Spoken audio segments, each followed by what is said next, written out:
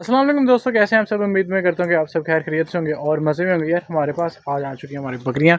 तो अब शाम का टाइम है, इस वजह से ये आज हमारे पास हैं क्योंकि आज थोड़ा सा ज़्यादा टाइम हो गया व्लॉग स्टार्ट करने में। तो अब ये अंदर है और अंदर हमने इनको ना चारा काट के डाल दिया हुआ है। शाम का टाइम इनकी यही रूटीन होती है।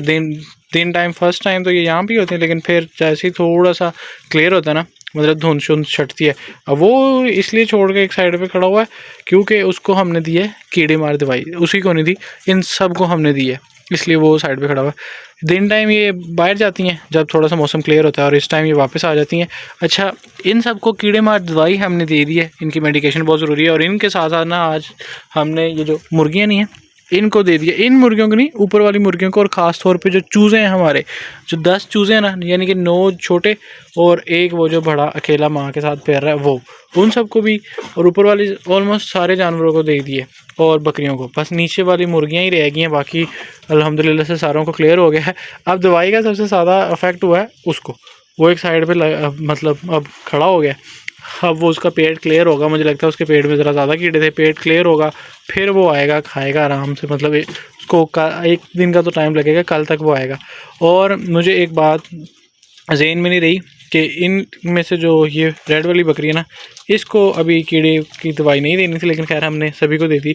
और ख़ास तौर पे उसको, वो जो छोटी है ना, वो छोटी बड़ी तेज़ है इस मामले में, उस छोटी को तो देना बहुत ज़रूरी थी क्योंकि छोटी अभी तकरीबन उसकी एज हुई है 2 महीने।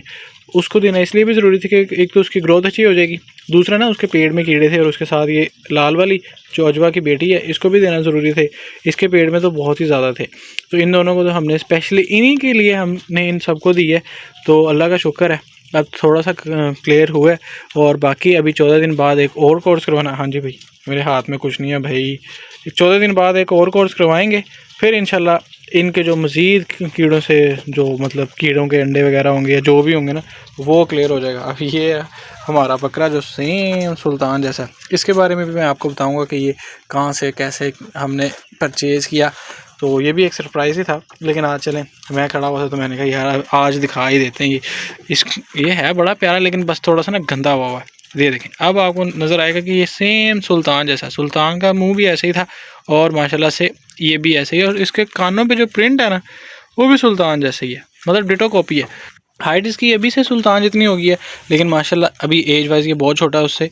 तो एज जैसे जैसे बढ़ाता जाएगा हाइट भी इंशाल्लाह लंबी करेगा, और उम्मीद तो है कि ये हमारे पास एज अ ब्रीडर रहेगा। लेकिन देखते हैं आगे क्या होता है, क्योंकि हमने पिछली दफ़ा भी सुल्तान ईद पे भेज दिया था, तो कोई पता नहीं अभी क्या होगा क्या नहीं। बाकी बकरियां तो आपको पता है कि हमने रखनी ही है। तो अब इनको बस पेट वाले कीड़ों का ही मसला था, उसको हमने दवाई से क्लियर कर दिया।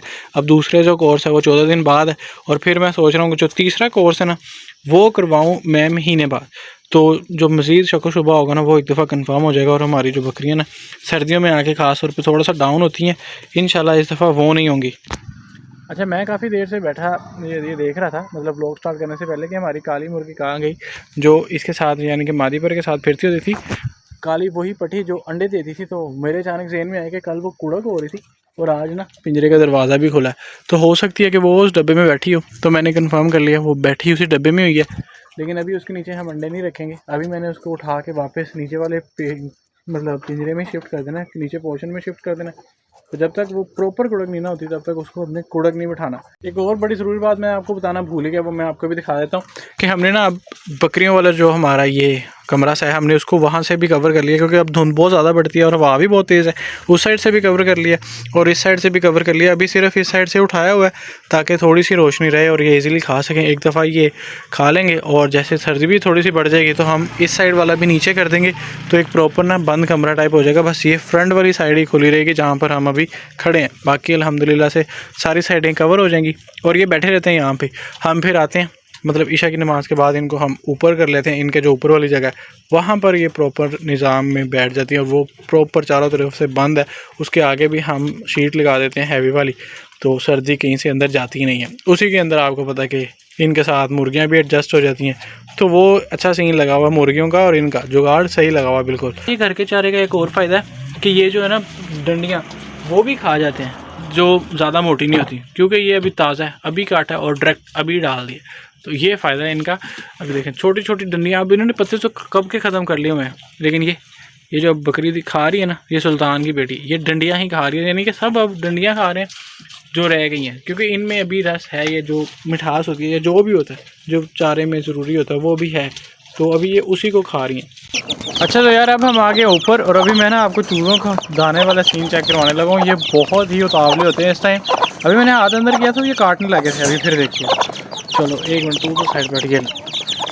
अभी ऐसे बस इनको दाना दे दो, किसी तरीके से डाल दो, लेकिन अभी नहीं भाई, अभी थोड़ा सा इंतज़ार करो, बस 1-2 सेकेंड, फिर इंशाल्लाह आपको मिल जाता है। अभी थोड़ा सा दाना इनको रखेंगे, क्योंकि यार ये ज़ाया बड़ा करने लगे हैं, पता नहीं क्या वजह। अभी एक चूज़ा नीचे आने लगा था, आप देखें। अब आप नोट करें कि भाई ये कैसे दाने पे टूटे हैं, और अब इनको ना दाना बांटने का भी टाइम नहीं मिल रहा, जिसको जो मिल गया इन्होंने वही खा लेना। अब कुछ नीचे लग गए हैं, नीचे गिरा कर, कुछ ऊपर ही खाने लगे हैं, इनको कोई समझ नहीं रहती जब इनको दाना डालें। अभी इनको जब पानी डालेंगे तो ये खुद को गीला कर लेंगे। बर्तन इनके लिए छोटा है, बस बड़े लाने का हमें टाइम नहीं मिल रहा, बड़ा बर्तन थोड़ा सा एडजस्ट करना पड़ेगा, तो फिर इंशाल्लाह थोड़ा काम मैनेज हो जाएगा। अभी तो बर्तन ही बहुत छोटा है, लेकिन खैर इनको पानी डालने का भी बड़ा शोल होता है। जब पानी डालो ना तब ये पी पी के क्योंकि फीड गर्म है, तो पी के एक दफ़ा ना फुल अपना जो पोटा है वो भर लेते हैं पानी से। अब ना मैंने नोट किया कि ये जो हमारे कबूतर है ना, ये दाना बहुत ज़्यादा कंज्यूम करने लगे हैं, यानी कि दाना बहुत ज़्यादा खाते हैं, और ख़ास तौर पे तब से जब से ये कासिद कबूतर नए आए हैं। एक इस तरफ खड़ा हुआ है अकेला ही, और एक वो खड़ा हुआ है, वो लके के साथ वाइट वाला, वो कासिद ही है। और हमारा जो ब्रीडर पेयर है उसमें अभी मुझे लगता है कोई नहीं बैठा यहाँ पर। हाँ, अंडे ही पड़े हुए हैं, मेल और फीमेल दोनों ही खा रहे हैं। ये मेल है और फीमेल ये अब जा रही है, अब वहाँ पर जा के बैठेगी। दूसरी फीमेल वो ऊपर बैठी है। तो इंशाल्लाह ये अब खैर खैरियत से बच्चे निकाल लें। और हाँ, एक टिप है छोटी सी, वो मैं आपके साथ अभी भी शेयर कर दूंगा, कल वाले व्लॉग में स्टार्ट में भी शेयर कर दूंगा, कि जब अंडे से बच्चे निकलने होते हैं ना, अगर आपने अपने बच्चे मच्छरों से बचाने हैं, या उनके मुंह पे जो दाने बन जाते हैं, मच्छर मक्खी कुछ भी काटने से वो दाने जो बन जाते हैं, जिनकी वजह से बच्चे बड़े मरते हैं, तो आपने क्या करना है कि बच्चों के निकलने से पहले आपने जो होता है ना, क्या उसको कहते हैं, लहसुन, हाँ, लहसुन का पेस्ट बना लेना है। लहसुन का पेस्ट बना के उसको डाल देना है पानी में। ये जो पानी पी नहीं रहे इसमें डाल देना। अभी इन्होंने इतना गंदा कर दिया, हालांकि इनको दोपहर को ही डाला मैंने, खैर उसमें मिक्स कर देना है। अभी ना पियो भाई, आप लोग ना पियो। अच्छा, इस पानी में मिक्स करके ना उसको आपने रख देना है परिंदों के आगे।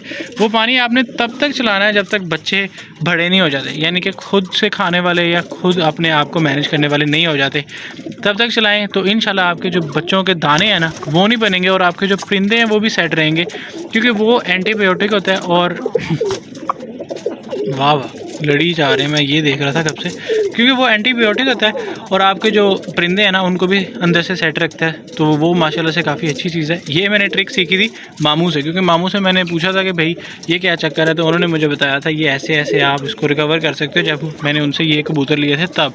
खैर, तो ये थी यार हमारी आज की वीडियो। उम्मीद मैं करता हूँ कि ये वाली वीडियो आपको पसंद आई होगी। वीडियो पसंद आई है तो वीडियो को लाइक ज़रूर कर दीजिएगा, चैनल को सब्सक्राइब ज़रूर कर दीजिएगा। मिलते हैं हम इंशाल्लाह आपसे अगली वीडियो में। हमें दें इजाज़त, अल्लाह हाफ़िज़।